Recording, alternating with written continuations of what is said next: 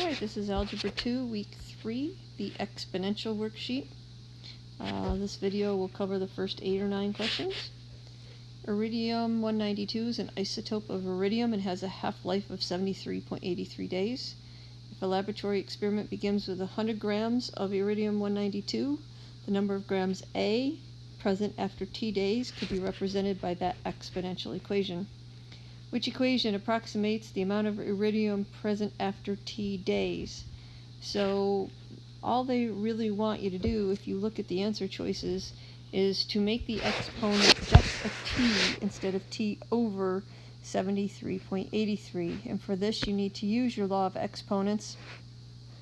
An exponent raised to an exponent gets multiplied. So I can really rewrite this as 1/2 to the T times 1 over 73.83. Now showing that step is not necessary, but for me to tell you the concept it is. So I can break that fraction into a T, or a T over 1 if you will, times the fraction 1 over 73.83.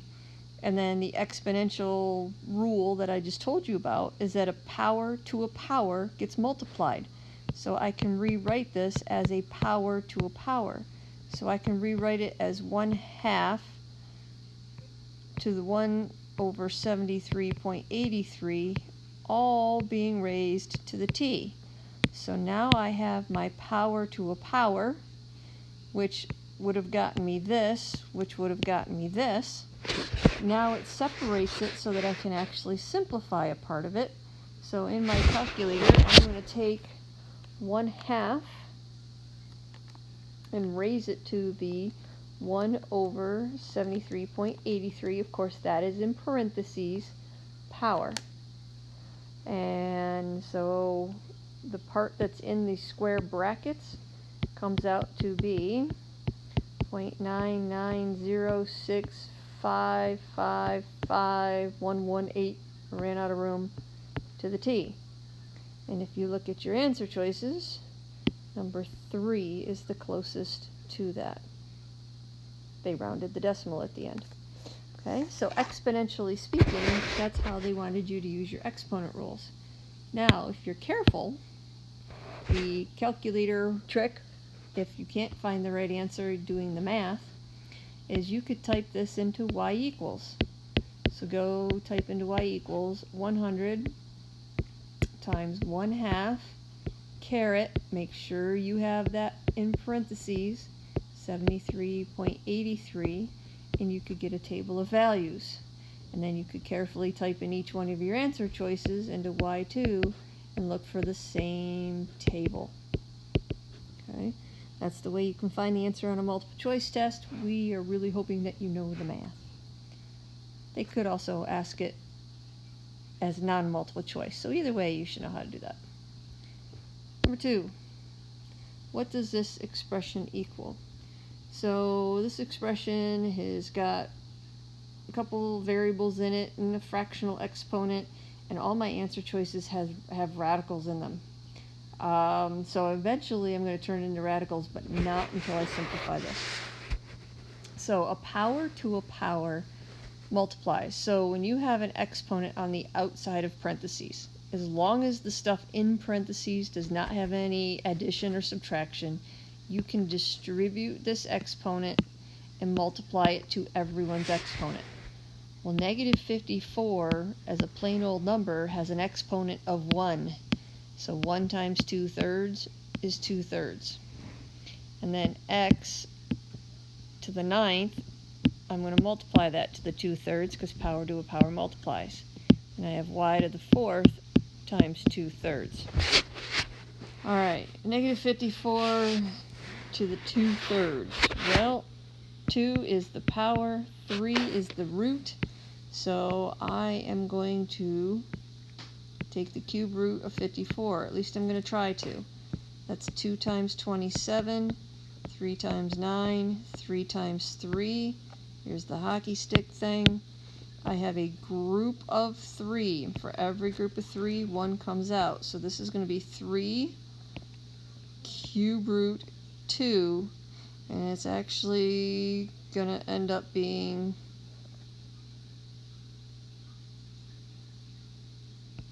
a negative on the outside. Okay, 3 negative 3's will make that negative 54. Now that was just doing the cube root and simplifying it. Now I have to square it. So now I have a negative 3 cube root of 2 times another negative 3 cube root of 2. Anything on the outside multiplies together, so I get a 9. Anything on the inside multiplies together, so I get cube root of 4. So I know up top I'm going to get a 9 and a cube root of 4. I will not get an I. I's only come out of even radicals, not odd ones.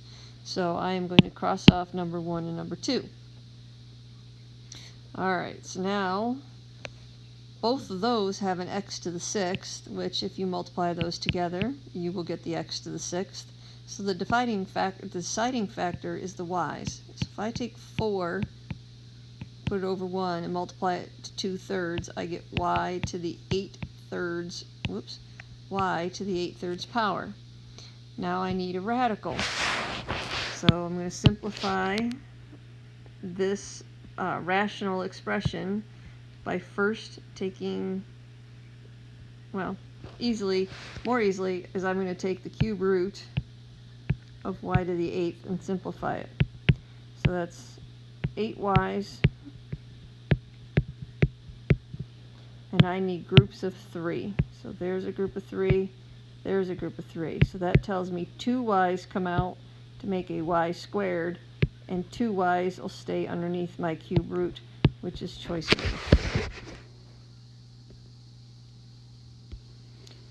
Number 3, explain how negative 8 to the 4/3 can be evaluated using properties of rational exponents to result in an integer answer. Alright, so explain means in words. So first, I would take the cube root of negative 8. And the cube root of negative 8 is negative 2. Okay. Negative 2 times negative 2 times negative 2 will give me negative 8. So now I'm going to take the negative 2 and raise it to the 4th power. Negative 2 times negative 2 is 4, times negative 2 is negative 8, times negative 2 is positive 16. In New York State, the minimum wage has grown exponentially. In 1966, the minimum wage was $1.25 an hour, and in 2015, it was $8.75. Algebraically determine the rate of growth to the nearest percent. So this is exponential growth, which our basic formula is y equals a 1 plus r to the t. My initial value was that the minimum wage was $1.25. 1 plus, they want to know the rate, so I'm going to leave the r. The time from 1966 to 2015, do a quick subtraction. And you find out that that's 49 years. And at the end of that 49 years, it was $8.75. Alright, so we need to solve this equation for r. First thing we gotta do is get the parentheses with the exponent isolated, so I'm going to divide both sides by 125.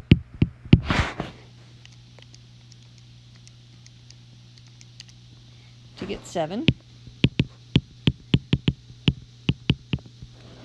And then the way you get rid of an exponent is to raise it to the reciprocal exponent. So I'm going to raise both sides to the 1/49th power. So I'm going to type into my calculator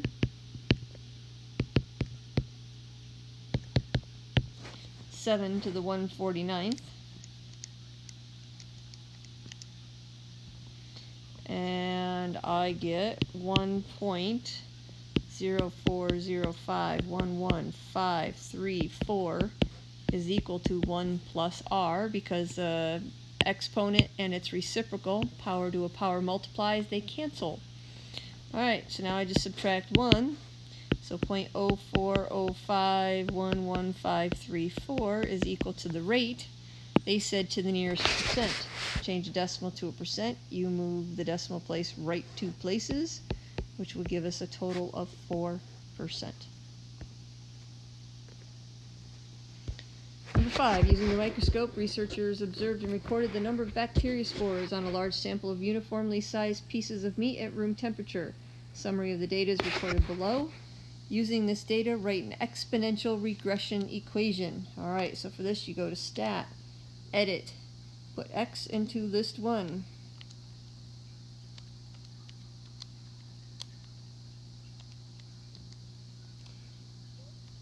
Put the Y values in list 2.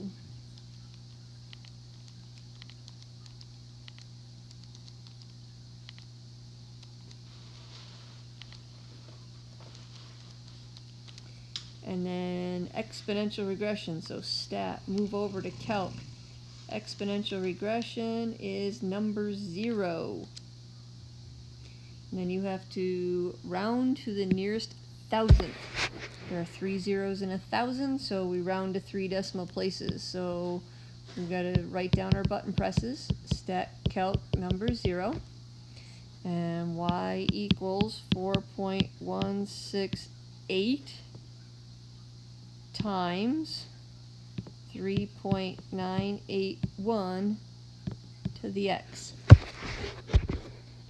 The researcher knows that people are likely to suffer from foodborne illness if the number of spores exceeds 100. Use the exponential regression equation to determine the maximum amount of time to the nearest quarter hour that the meat can be kept at room temperature safely. Alright, so we need to know when it hits 100.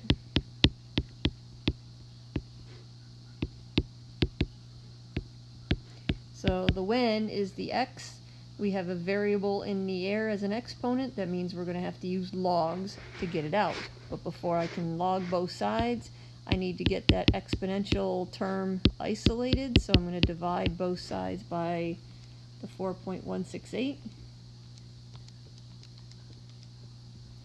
And I get 23.99232246. I don't ever like to round until I am totally done, because it's too easy to get a rounding error in the middle and be marked off. Alright, so now I'm going to log both sides. Yeah, I know it's a pain to write it out, but do it anyway. When I log this side, remember the variable exponent comes down in front. And now all I need to do is divide both sides by the log.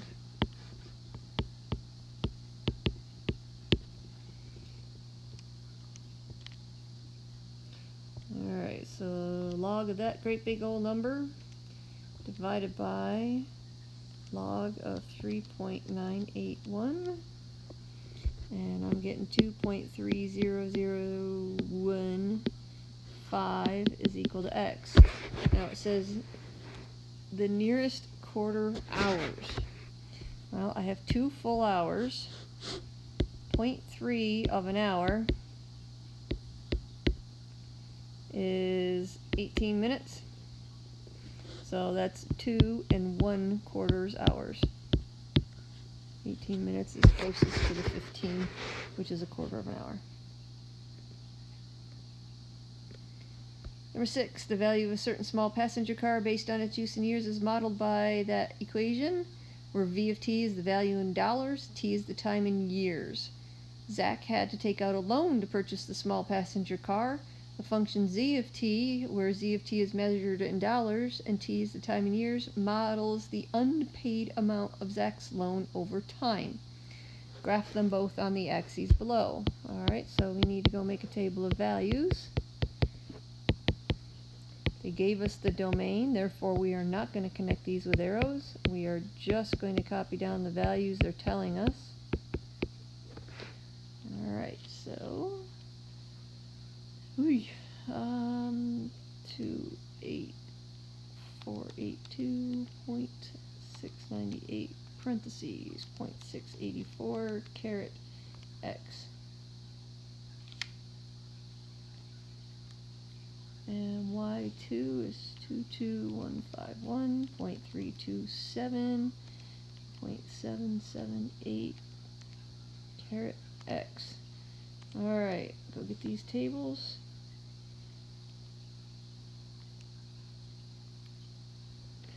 so we have 28,483, 19,482. Number 13326, 9114.8, 6234.6, 4,264.4. Alright, Z of T.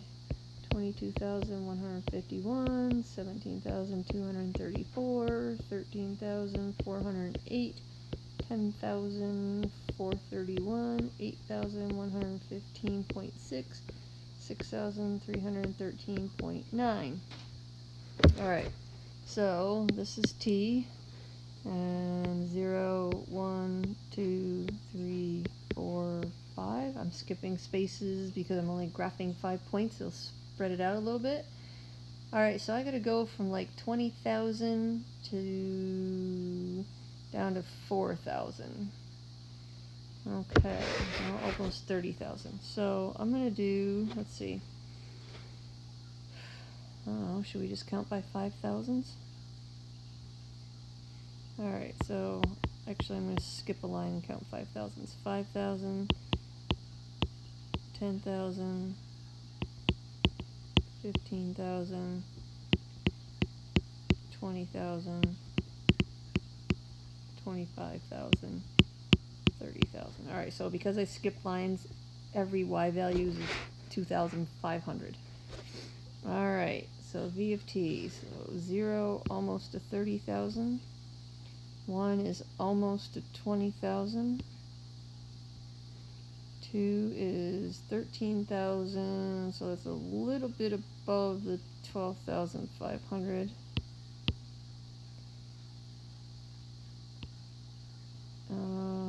9,000. It's close to 10. 6,000 is a little above the 5. And 4,000, a little below the 5. Alright, so we're going to, this is exponential. Okay, and we'll call this V of T. Alright, we've got the next one in red. 0, 22,000. 17, 2, so it's just below the 17,500 that would be. 13,000 is just above that little guy right there.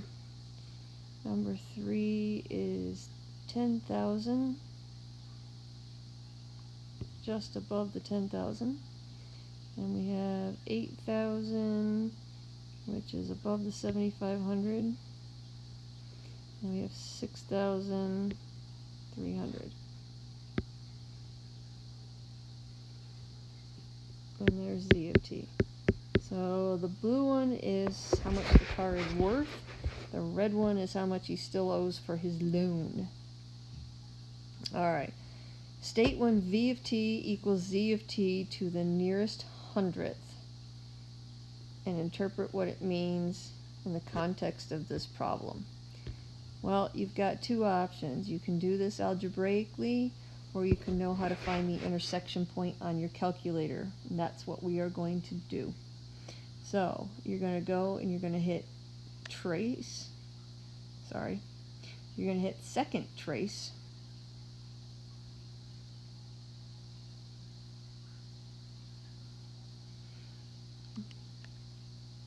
And intersect. And hit enter 3 times.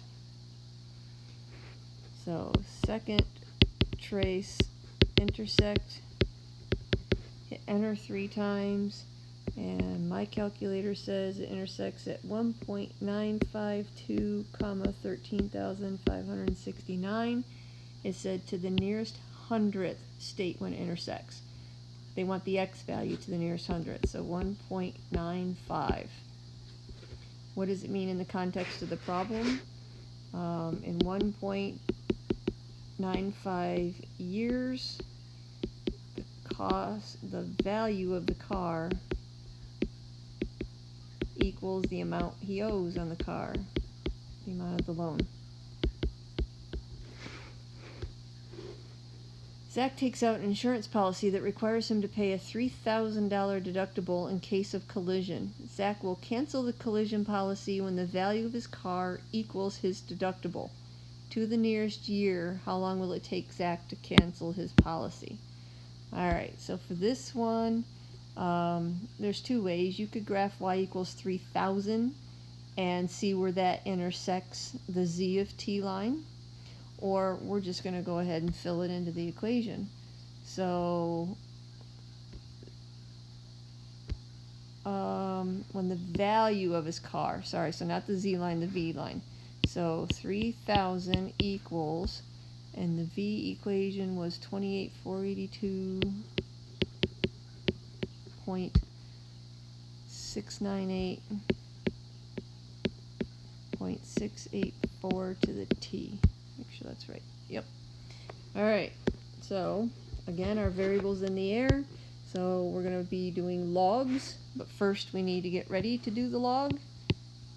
We have to isolate the term with the exponent. So I'm going to divide both sides by 28,482 and some change. And that gets me 0.684 to the t equal to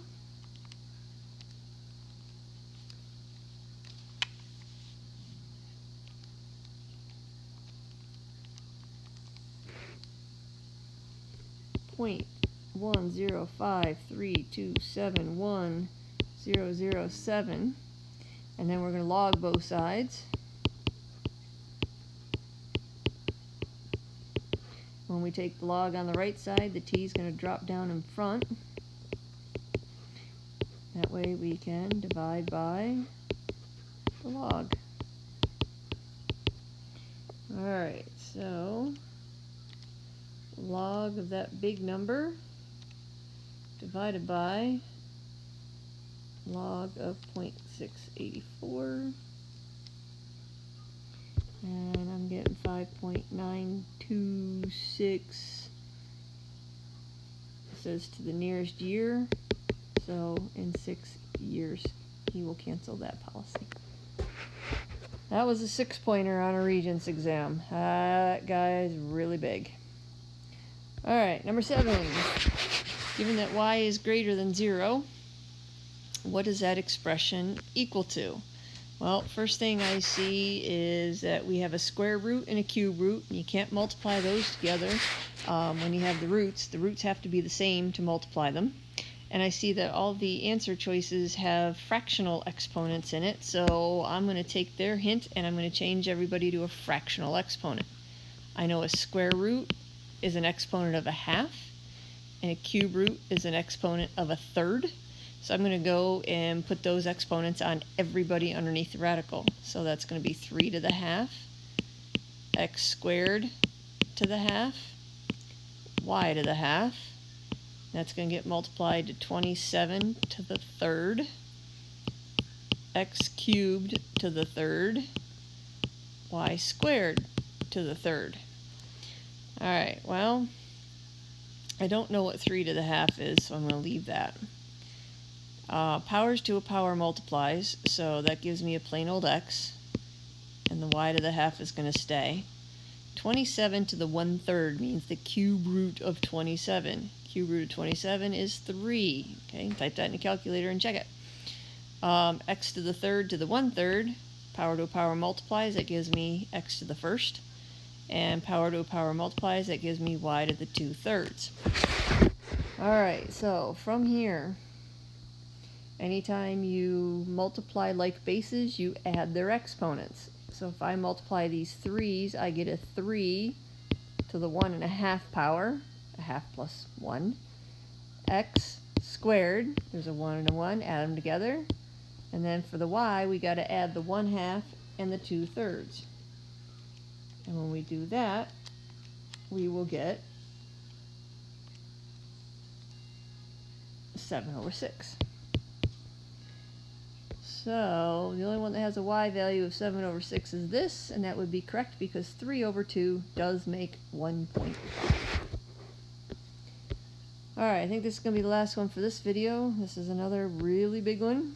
Number 8, the Wells family is looking to purchase a home in the suburb of Rochester with a 30-year mortgage that has an annual interest rate of 3.6%. The house the family wants to purchase is $152,500, and they will make a $15,250 down payment and borrow the remainder. Use the formula below to determine their monthly payment to the nearest dollar. Alright, believe it or not, this is not a huge point question. Probably only a 2, maybe a, yeah, probably only a 2. Alright, so first thing that you hopefully remember was that when you put a down payment on something, that means you pay that out of your own pocket and you remove it from the amount of the loan that you are going to take. So the first thing we have to do is take the $152,500 and subtract the $15,250 down payment. So that means our loan is going to be $137,250. Okay, that's called principal. Interest rate is 3.6%. We just need to change that to a decimal. And N is the total of monthly payments. Well, if we're going to take this loan out for 30 years, there's 12 months in a year, so that means there's 360 monthly payments. So that's what N is. Alright, now we fill it in and evaluate carefully. Our M, monthly payment, is equal to the principal, $137,250, times our rate, which is 0.036, divided by 12, times 1 plus the 0.036, divided by 12, raised to the 360, all over 1 plus the rate, 0.036, divided by 12, raised to the 360, minus 1.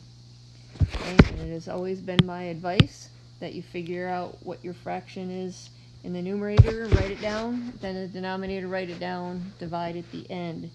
Okay, much safer that way. So 137,250 parentheses 0.036 divided by 12 end parenthesis. Start parenthesis 1 plus parenthesis 0.036 divided by 12, end the parenthesis for the fraction, end the parenthesis because that's the end of the expression 1 plus 0.036 over 12, caret 360, hit enter, and I end up with 1,210.513104. Denominator 1 plus, parentheses 1 plus parentheses 0.036 divided by 12, end parenthesis for the fraction, end parenthesis for the expression, caret 360 minus 1, hit enter. 1.939922536. Alright, now we're going to do the dividing.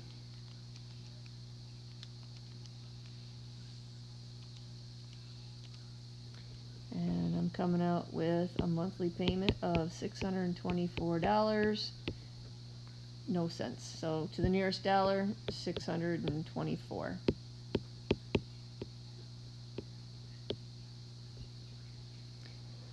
Alrighty, we'll make another video very soon.